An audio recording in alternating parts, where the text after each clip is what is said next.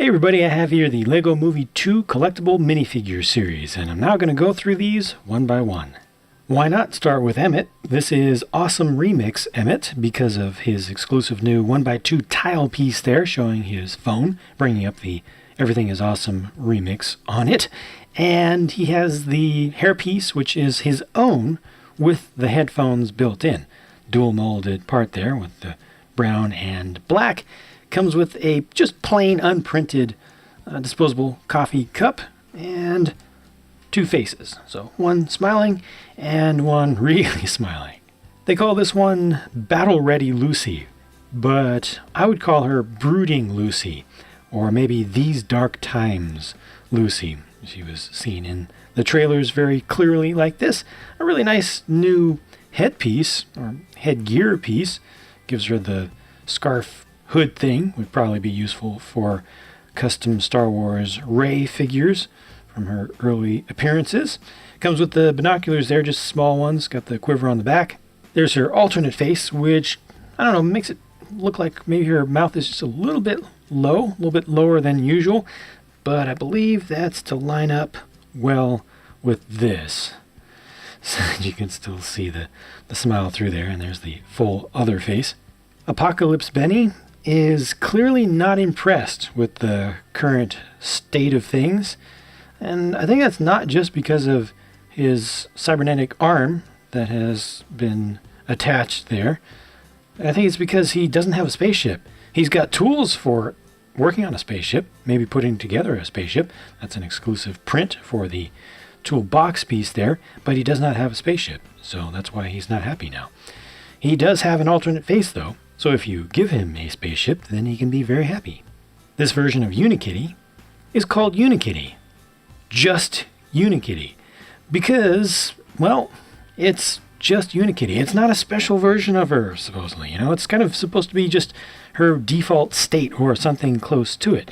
This does have the watery eyes, watery sparkly eyes, but otherwise it's very close to just her LEGO Movie 1, original form, even to the point of being constructed like the original ones. This doesn't use the new style, the new design for Unikitties that they came out with months and months ago and have been using since. They went back to the original with a stud, it's a hollow stud, and just a regular 1x3 plate for the base of the neck. Now, this definitely should have a much brighter color for the white print on there, and especially for the eyes. That's where it becomes extra noticeable. I mean, technically, that color right there should be that.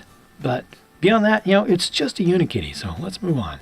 Here's Vest Friend Rex. Vest with a V. Oh, de puns. He comes with a baby blue Velociraptor, and this is a very unique version of him with the two-piece headgear piece with the hair and the hat mixed together. You got print all the way around that. It's a little bit subtle with the black on the dark brown printing there. Those are two pockets that he has on his hat.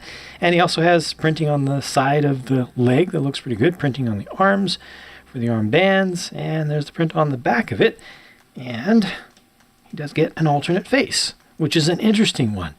I don't know if that's an expression that LEGO has put onto a physical character before, a physical figure before. So it's interesting. It's different. You couldn't have a LEGO Movie 2 as a proper sequel without there being a President Business in it. So here is Gone Golfin', President Business, who has dual molded legs. Look at that. With some really nice printing along the side there. Nice printing around the front. Printing across the hip piece. This is a well done figure. I can see a lot of people getting this and swapping out the head to something a little bit more sensible. And one of the really special things here is that it has this new golf club. Nice heavy driver there, molded in just a medium silver. Looks pretty good. Pretty nice mold for that, but I'm just most impressed personally by the prints on the torso and the legs. And he has his alternate face as well. Mrs. Scratchin' Post is another returning character from the LEGO Movie 1 who has changed quite significantly. Here she has one of her cats that has been converted to Scarfield. That's the name of the cat. It's actually a pretty cool little cat. Dual molded there with the dark orange color and the dark red, and pretty good printing on it, especially like the face and the mouth really makes it look properly mean. And the figure, the regular minifigure, is also very well detailed. Look at all the prints there. It's pretty nice, actually, especially for, such a side character, at least as she was originally. Not giving any spoilers here. Look at all the print on the side of the arm there and on the leg. It's actually lined up pretty well. No alternate face for this one, but still good stuff, and it's nice to get another animal, even if it is a novelty one. And here's another. So let's do this. Let's go through the Wizard of Oz figures in this series. This is an official licensed Dorothy, and this is just adding to the Wizard of Oz figures that were already released for LEGO Dimensions, RIP LEGO Dimensions. But we get Dorothy and an official Toto there with some prints, which I'm sure will be unique. I don't expect to see those exact prints used again on that little terrier or Bichon mold. It's usable for multiple different types of similar animals. The hairpiece here is actually a rubbery piece. It's brand new for this character. It's rubbery because the locks of hair towards the front are relatively thin, so Lego didn't want those to be too easy to break. The print for the torso, I think, is very good for this figure, and that hair mold is very good as well. Only one color for it, not dual molded. You get an alternate expression for Dorothy here. Her arms are dual molded and her legs are also dual molded, but you do need to look just a little bit under to see the other colors. So there's just a little bit of skin shown there, and then the rest is white. So the skin tone on the legs is actually a print on there, and it's just trying to go over the border between the two colors. It's not really that useful of a use of a double mold like that, but appreciate the effort at least. Probably want to get that skirt piece to be a little bit flatter. That's also a very good print there for that texture. Next up, here's the Cowardly Lion, complete with a unique print, new print on the clear tile piece for his Medal of Courage.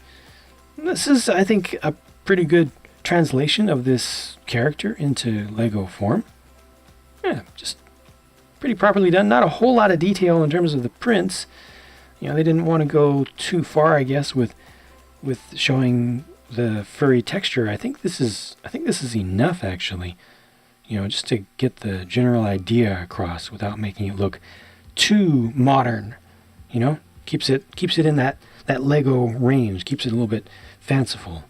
The face, I think, is about right for turning that into a Lego form, the proportions and everything.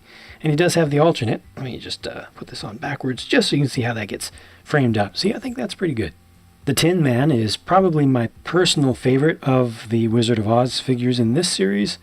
I like the silver on silver printing. You got that bright silver color over the medium silver or regular silver color. And he has the axe in just a single color here rather than being molded into two. He comes with the new for 2019 heart tile, and this is exclusive to him with the clock that's printed into it. That's a new headgear piece for him as well. They've projected the nose straight on, so you don't see any angle to that. I think that works out okay. I like all the subtle prints with just the silver on silver. Works out really nicely. Not a lot going on around the back, but again, it's a lot of silver print on silver, and it just has a nice effect. I don't know if the camera is able to show it really properly. If you're able to really understand what that feels like, what that looks like in person, but it's interesting. It's very interesting. It feels very unique to me. I like it. And then Scarecrow, I feel, was probably the easiest of the four Wizard of Oz figures to design. Just to translate into Lego minifig form. Just kind of seems a little bit more straightforward. The prints go all the way through from, from the neck, basically the top of the torso, down into the legs. The hat is actually dual molded, and I personally don't like how that turned out, because around the edges of the medium nougat color, you can see the black behind it, where it's thinner. So that actually didn't work out as well as prints usually do, I think. Usually when they dual mold things, you really get that nice crisp edge, which you're not able to get here. So that didn't work out so well, just my personal opinion. I do very much like the diploma though, and I'm glad that it's designed in a way that makes it generic enough that people will be able to use that piece for things other than Wizard of Oz scenarios. And there's a little bit more print to be seen for that head. Just a single facial expression though. That's good. That looks right. It actually looks very accurate, but yeah, no alternate. Apocalypseburg Abe here is not my favorite figure in this series, but I think it's my favorite character concept for LEGO to bring over to the LEGO Movie 2. Because essentially what they've done here is take Abe Lincoln, zombie hunter, and just usurp that character and put it right into the LEGO world. And I think it's great. I love it. It's just such an outlandish concept, and I think it works. I think it's good humor, good use of it. The figure itself is not bad, Where's the second axe though? It shows the top hat and cross axes there on the back, but he only gets one actual axe, and it's not the one that they show there. I think they probably could have included those instead, the fireman's style, the short fireman style, but this works out just fine as well. The headgear is pretty cool. The face is interesting. Very, very different without the headgear on there, right? And there's this alternate face, which is also quite different. Swamp Creature is not the creature from the Green Lagoon. Not at all, not even a little bit. Got the bright green color used for the headgear there. Dual molded legs with also bright green for the lower part of it. Those legs are a little bit matte, a little bit satin. They look a little bit non-Lego. Normally you expect a little bit more shine from Lego parts, and that's just something that's common to this factory that Lego actually outsources these collectible minifigures to. Some of them look a little bit better, but I think it's a little bit more obvious to me with this particular color scheme, especially looking at the interface between the brown and the green there. It's a very brightly colored figure. I wish that there was more of the bright green though. Just a little bit more consistency. I don't feel like bright green and lime green go together well in this particular case. Sometimes they do, but not so much here. That's a nice print around the back of the head. Too bad you don't get to see that most of the time. It's almost wasted, But there's just that regular face. So that's one that you could use if you want for something a little different. Let's check out these persons in large costumes figures. This is Watermelon Dude, obviously. That's a pretty cool watermelon slice.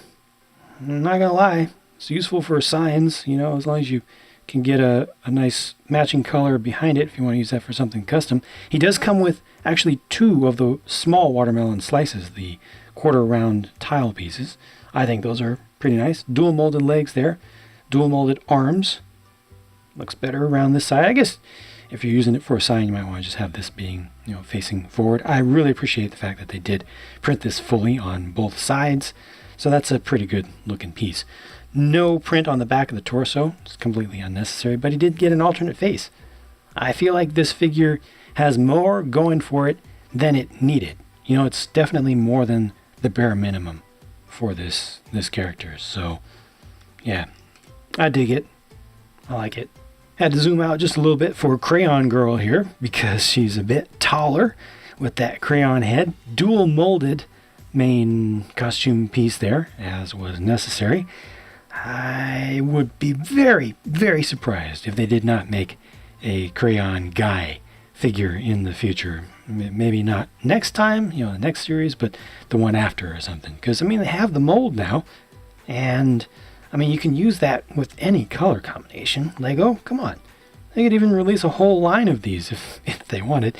She also comes with the exclusive printed tile that represents a drawing of a minifig head done by her, or with her, is it? Dual molded legs for this one. 2 faces for this one also. No prints on the torso, perfectly fine. Didn't need to have any whatsoever. That's a really cool face, very different. Giraffe guy is very striking as a figure, such a bright color scheme and also just so tall. The main color there is the light yellow color, and I'm sure that a lot of folks in the US looking at this will be like, oh man, I miss Toys R Us. They had the giraffe mascot, Jeffrey. But folks who are not in the US or in countries that still have Toys R Us will be like, hey, it's the Toys R Us mascot. I mean, it's not officially that, but you can use it as that, of course. Good printing, I think, for all the orange that they put on the torso and the headpiece and the side of the legs that are dual molded and side of the arms and everything. So that works out pretty well. Comes with the plant, and you actually get 2 of those when you get this figure. One is a spare. And for the face, I mean, this does just act as like a helmet. So the face, that one is pretty normal, just a big grin, and that's also pretty normal. So yeah, nothing too fancy there, but I mean, plenty fancy there, right? There are 4 music-related figures in this series, and I intentionally saved them for last, because the 4th one has a spoiler. And even if you've seen this series just in the pictures, and you kind of looked from a distance, you haven't looked too carefully, there still may be something that I'm going to show in this video that's a bit deeper of a spoiler than you may want to see if you haven't already been spoiled about it completely yet, and you haven't seen the movie and you want to see it. So again, 4 musical figures. Here's the first one. This is Candy Wrapper, and the 4th one that's going to come up has the spoiler in it. Notice that the hair has some subtle streaks in it. So it's the darker pink color, but then you have the lighter pink color used for some streaks going across the top and the side there. Adds a little depth to it. And the stripes on the outfit actually line up pretty well with the skirt or tutu piece, which is pretty nicely decorated. Look at that. It's better than usual, more fancy and interesting than usual. The main color from the top of that tutu piece is white, but then the piece itself is done in pink, and it's a light pink color. Dual molded legs there. A little bit of print on the legs as well. It's a pretty fancy figure. I like the cassette tape as well. Side A, where's side B? They need to make a side B version of that as well. Pretty fancy figure. The printing is not perfect, but it's pretty good. There's a lot to like about this from a technical perspective, I think. And it's a very bright and cheery looking figure. A lot of components, I think, that can be used for custom stuff as well, mixed and matched a bit. The name of this character is Hula Lula.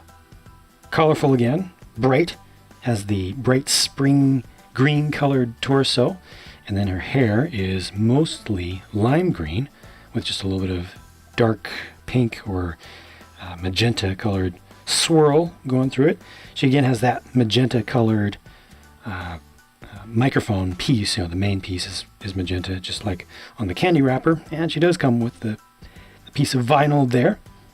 Print around the legs, a little bit of print on the front there as well, and the hip piece is done in magenta, and a little bit of print around the back as well. This is a pretty straightforward figure, nothing too unexpected about it. Pretty much when you look at it, you see everything about it pretty much immediately, but I still think it's pretty well done and has just interesting colors. These brighter colors are things that we don't get a lot of, at least if you don't buy stuff from the Friends line especially. But they still look interesting, in minifigure fare rather than mini doll stuff. And on the subject of bright colors, in Lego, it's difficult to find anything brighter than the new vibrant coral that is very, very prominently featured here on this character called Kitty Pop. So much of that vibrant coral, and it's very difficult to capture just the visual impact of that color and that material on camera, and to put it through rendering and to get it to show up on YouTube and everything. It's like a day glow. It sends more light back to your eyes than your eyes expect for the ambient light that's around. It's so bright. It really just yells at you. But it's not a bad color. It's not an offensive color. It's just very, very bright. And this character has so much of it. Got the dual molded arms there, dual molded legs with print on the side of each. The ears are painted on, but painted well. Good opacity there. Shows that LEGO is still to this day capable of putting enough paint on to not show the bleed through color, but sometimes they fail at that yet. Like the hips there are not painted thick enough. I like the electric guitar or bass, whatever it's supposed to be. Just a new print for that. I like collecting musical instruments from LEGO, so that's another cool one. And another magenta colored and silver printed microphone there.